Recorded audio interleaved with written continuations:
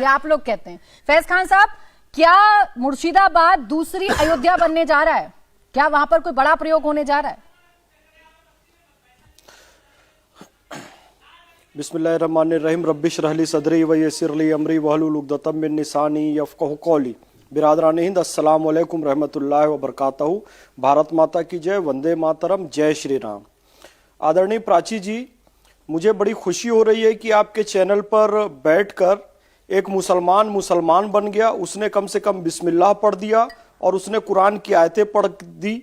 ये देखकर कि आरएसएस से जुड़ा हुआ एक व्यक्ति कुरान शरीफ की आयतें भी पढ़ रहा है और बिस्मिल्लाह भी पढ़ रहा है, उस आरएसएस पर आरोप लगाया जाता है आरएसएस मुसलमानों की दुश्मन है। लेकिन इन्होंने कभी बिस्मिल्लाह भी नहीं कहा, कभी कुरान शरीफ की आयत भी नहीं कही। तो मेरे लिए गर्व की बात है कि मैं मुसलमान को मुसलमान बना रहा हूं। नहीं तो ये लोग आईएसआई के एजेंट बन चुके थे। ये लोग कभी पाकिस्तान से, कभी चाइना से, कभी उनकी भाषा कहने लग गए थे। अब मूल मुद्दे की बात मैं आपको बताता हूं।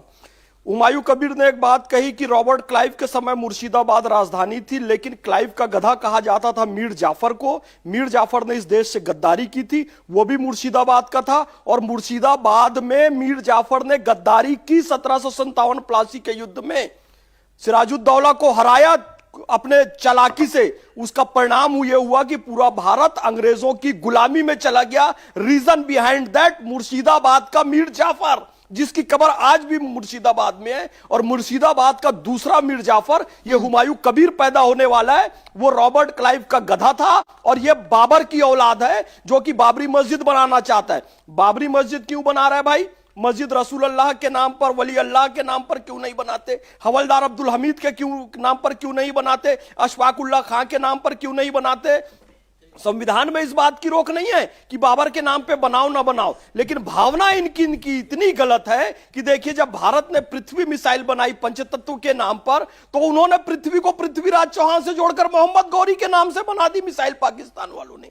यही पाकिस्तान की विचारधारा है जो बाबर के नाम को आज भी जिंदा रखना चाहती है। नाम संविधान के विरुद्ध नहीं है, भावना इनकी गलत है। और हदीस यही कहती है कि अल्लाह आपके काम को नहीं, आपकी नियत को देखता है। आपकी नियत यह है कि भारत में जिन लोगों ने मंदिरों को तोड़ा है, जिन लोगों ने हिंदुओं की आस्था को नुकसान पहुंचाया है, उनकी विचारधारा को जिंदा रखा जाए। और आरएसएस अखंड भारत की बात करती है, वंदे मातरम, भारत माता की जय कहती है, और ये कहती है कि इस्लाम था है और रहेगा। हमें तो गर्व है इस बात पर। आप कहकर दिखाओ कि राम का नाम था है और रहेगा, कृष्ण का नाम था है और रहेगा। हर बार कोई ना कोई वक्ता जिक्र कर रहा है, उसमें तमाम तरीके के प्रावधान हैं। आप कोर्ट जाइए, विरोध करिए, आपको जो करना है आप करिए, लेकिन कानून अपने हाथ में लेंगे और ऐलाने जंग कर देंगे कि हम जाएंगे और वही हाल करेंगे जैसा अयोध्या में किया था। क्या यह गलत नहीं है? कानून अपने हाथ में लेना क्या सही है?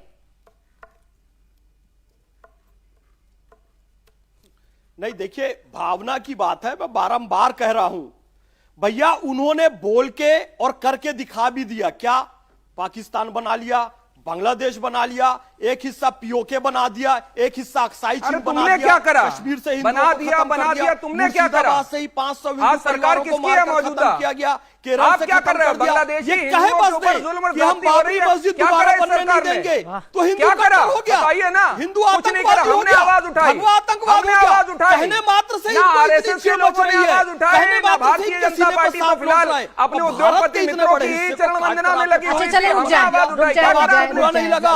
एक बात याद रखिए, स्टूडियो में सैयद जवाद जी, भारत में यदि आप भी सुरक्षित है ना, तो उसका कारण हिंदू आज। लेकिन दो अच्छी बातें हैं भाई, आज दो अच्छी बातें हैं जो सैयद जवाद जी के जरिए मेरा देश जान रहा है। सुन लीजिए सैयद जवाद जी, और भी मेहमान उनको मैं चर्चा में लिया। लेकिन अच्छी बात है कि दो बड़ी बातें हैं जो आज सैयद जवाद जी बता रहे हैं। पहली बात तो उन्होंने ये क्लियर किया कि बीजेपी को मुसलमानों से नफरत नहीं है, और दूसरा उन्होंने आज ये क्लियर कर दिया है कि बांग्लादेश में जो हिंदुओं पर अत्याचार हो रहा था उसके लिए यहाँ के मुसलमान आवाज उठा रहे थे। हालांकि मुझे कोई बयान याद नहीं है, आप मुझे याद दिलाइएगा। तारिक खान जी, हाँ बिल्कुल दीजिएगा। तारिक खान जी बिल्कुल दीजिएगा, मैं इंतजार करूंगी आपका।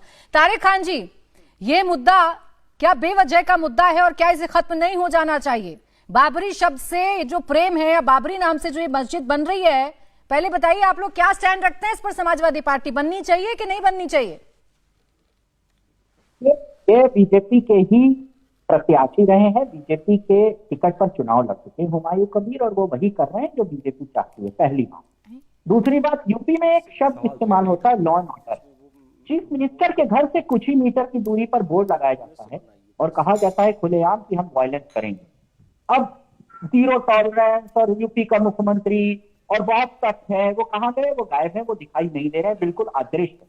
अभी शिवम भाई बड़ी बेरोजगारी की बात कर रहे थे। शिवम भाई, लेबर फोर्स पार्टिसिपेशन रेट क्या होता है बताइए जरा। श्रम बल क्या होता है बताइए जरा, बताइए क्या बोल रहे हैं शिवम भाई, बताइए श्रम बल क्या होता है? श्रम बल, श्रम बल क्या होता है? श्रम बल, labour force participation rate. Labour सुना फोर्स? कभी? लेबर फोर्स पार्टिसिपेशन रेट क्या होता है आपको नहीं, पता क्या है आप लेबर बताओ फोर्स ना। Arbitration rate? क्या दिक्कत क्या है उससे, बताइए मुझे आप। क्या होता है? अभी आप पूछ रहे थे ना कि कितना है। नहीं, मैं तो ये महंगाई क्योंकि इनको गरीबी और बेरोजगारी में था कि हम डिस्कशन नहीं करते, प्रॉब्लम उस बात की थी। आपको पता अगर है? डिस्कशन नहीं करते होते तो मैं पूछता कि मेरा तो एजेंडा सिर्फ इतना है कि डिस्कशन करते हैं हम। आपको इस बात से दिक्कत है कि हम डिस्कशन कर रहे हैं?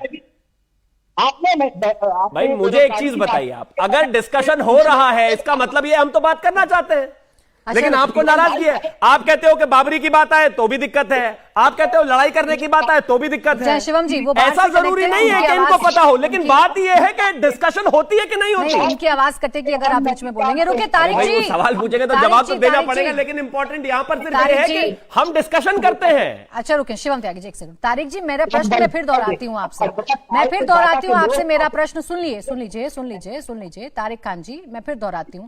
आपको ये याद है कि हुमायूं कबीर किस पार्टी में था, लेकिन ये नहीं याद कि अभी अभी उसको किसने निष्कासित किया है। प्रेजेंट वाला बहुत जल्दी भूलते हैं आप, बहुत जल्दी भूलते हैं, पास में चले जाते हैं। खैर, लौट कर आती हूँ। मेरा प्रश्न ये था, बाबरी नाम पर मस्जिद बनाना सही है या गलत है? स्टैंड बताइए ना समाजवादी पार्टी का। वो भाजपा का है, यही स्टैंड है। सपोर्ट करते।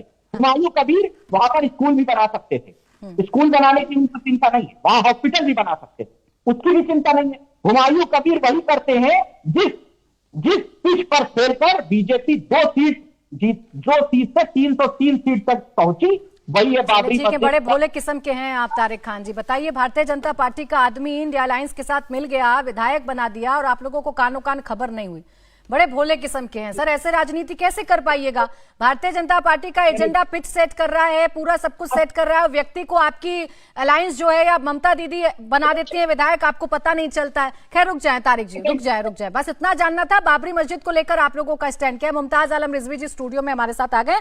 मुमताज आलम रिजवी जी, बताइए, क्या है जरूरी है बाबरी नाम का इस्तेमाल बार बार करना सिर्फ इस वजह से कि आप किसी एक वर्ग को ये बता सके कि हम आपको चिढ़ा रहे हैं, हम आपको परेशान कर सकते हैं नाम ले लेकर? ये ऐसा कहा है हुमायूं कबीर ने, इसलिए कोट कर रही हूं, बोले। प्राची जी, बहुत बहुत शुक्रिया आपका। देखिए, शुरू से आप देखिए, किसी भी मुस्लिम ने उसकी हिमायत नहीं की, कभी हिमायत नहीं की जो हुमायूं कबीर कर रहे हैं। लेकिन एक सवाल जरूर उठता है कि क्या बाबरी मस्जिद के नाम से मस्जिद बनाना असंवैधानिक है क्या? जब सुप्रीम कोर्ट ने राम जन्मभूमि मामले में फैसला सुनाया तो कहीं लिखा क्या कि अब देश में कहीं भी दूसरी बाबरी मस्जिद नहीं बन सकती। दूसरी चीज ये कि उसी बाबरी के नाम पे आप देखिए, सुप्रीम कोर्ट ने 5 एकड़ जमीन अयोध्या में दी और कहा कि इस पे आप मस्जिद बनाइए। भले ही उसका नाम कुछ रहा हो, लेकिन जब भी तारीख लिखी जाएगी, क्या आपको नहीं लग रहा है कि उसी फैसले के रोशनी में उसे देखा जाएगा कि 5 एकड़ जमीन पे कोई किसी भी नाम से मस्जिद बनी है, लेकिन वही बाबरी मस्जिद के एवज में ये 5 एकड़ की जमीन मिली है। बन रही है क्या दिक्कत क्या है? परेशानी क्या है? क्या मुमताज आलम रिजवी जी, जरा स्टेटस बताएं, वहां मस्जिद बन रही है कि नहीं बन रही है? नहीं, कौन बनाएगा मस्जिद? कौन बनाएगा? कमेटी बनाएगी। और कौन हाँ, बनाएगा? तो कौन कमेटी है? कौन? किसके अंडर में कमेटी? आप नहीं बताइए। पता आपको, नहीं जानकारी किसके है? अंडर? आप बता अरे दीजिए भाई, ना। जानकारी नहीं है आपको। देखिए, जिस मस्जिद के वहाँ जो बारे में वक्फ अभी बोर्ड, आकर आप मुझे यही बता वक्फ रहे हैं बोर्ड कि किसके तारीख अंडर याद में आता है? रखेगी, सुने मेरी प्राची बात। जी, वक्फ बोर्ड तारीख याद रखेगी, उसके बारे में जानकारी नहीं है मुमताज आलम रिजवी को, लेकिन तारीख याद रखेगी। नहीं, लेकिन मतलब तारीख क्या याद जानकारी रखेगी। नहीं है? तो बताइए ना, क्यों नहीं कितना काम बना? हो गया? मैं कह रहा हूं, भव्य राम कितना मंदिर काम बन हो गया, गया? 5 एकड़ कितना जमीन काम पे हो गया, मस्जिद क्यों मुमताज नहीं बन आलम पाई? रिजवी जी? सरकार ने क्यों कितना काम संज्ञान हो नहीं गया? लिया? कितना शिवम काम त्यागी हुआ? क्यों नहीं पूछते अरे कि बताएं आखिर ना, तो मस्जिद आप क्यों लोग नहीं क्यों बनी वहां जाते पे? शिकायत लेकर कि वहां मस्जिद नहीं बन पा रही है? कितनी शिकायतें गई आपकी तरफ से कि वहां मस्जिद नहीं बन पा रही है? कोई परेशानी आ रही है नहीं, मस्जिद बनाने में?